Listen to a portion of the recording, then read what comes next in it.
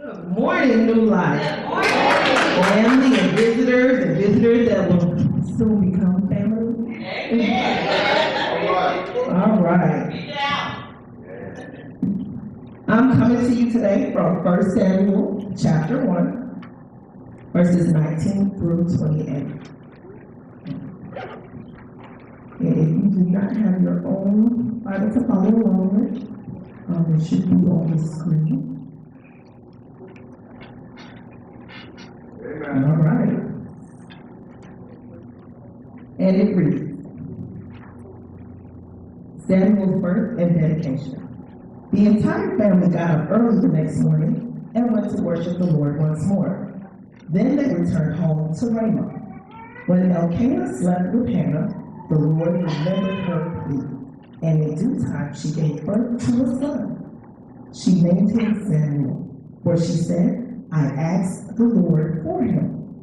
The next year, Elkanah and his family went on their annual trip to offer a sacrifice to the Lord. But Hannah did not go. She told her husband, wait until the boy is weaned. Then I will take him to the tabernacle and leave him there with the Lord permanently. Whatever you think is best, Elkanah agreed. Stay here for now, and may the Lord help you keep your promise. So she stayed home and nursed the boy until he was weaned. When the child was weaned, Hannah took him to the tabernacle in Shiloh. They brought along a 3-year-old bull for the sacrifice, and a basket of flour and some wine. After sacrificing the bull, they brought the boy to Eli. Sir, do you remember me? Hannah asked. I am the woman who stood here several years ago praying to the Lord. I asked the Lord to give me this boy, and he has granted my request. Now I am giving him to the Lord, and he will belong to the Lord his whole life. And they worshiped the Lord there.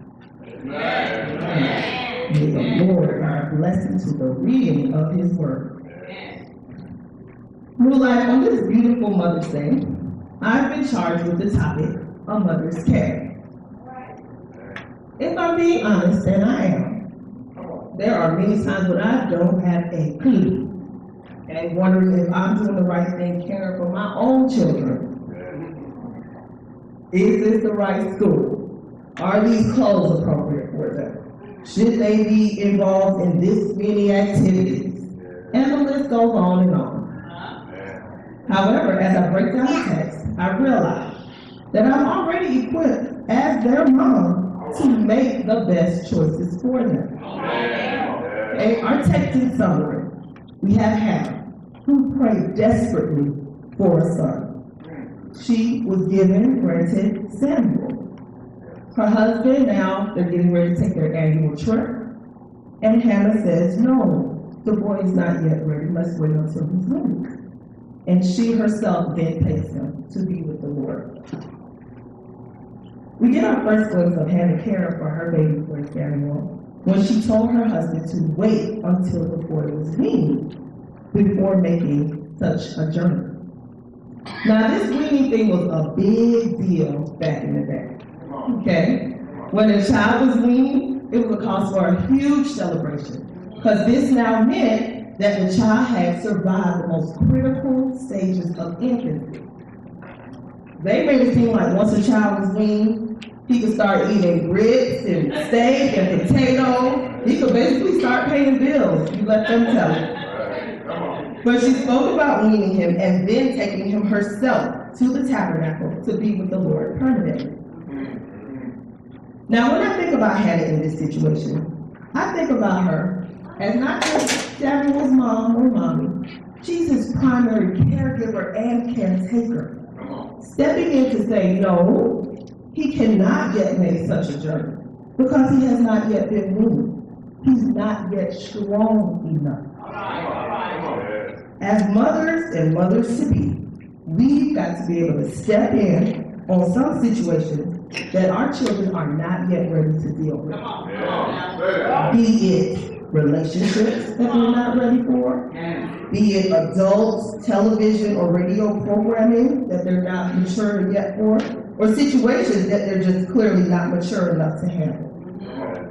Also, truly caring will sometimes mean sacrifice on our part. In Hannah's case, shortly after she received her baby boy, whom she desperately desired, in keeping her promise to God, she had to take him to a tabernacle and leave him there, where he would, of course, become a mighty man of God. Now, this relates to our mothers today, in us having to sacrifice something we love or care for, or love to do in order to care for our own children, to do what's best in their interest.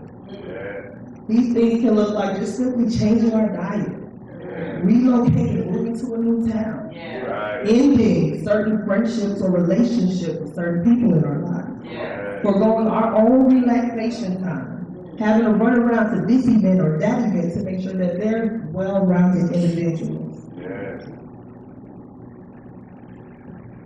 So moms, mommies, mamas, mothers to be, godmommy, and all those, we are instinctually prepared to care for our children. But I challenge you all to care as Hannah cared, while remembering, stepping in on their behalf, while remembering that it was God who blessed and entrusted us with them, and sacrificed so that they too can walk in the destiny that the Lord has planned for their lives. Happy Mother's Day.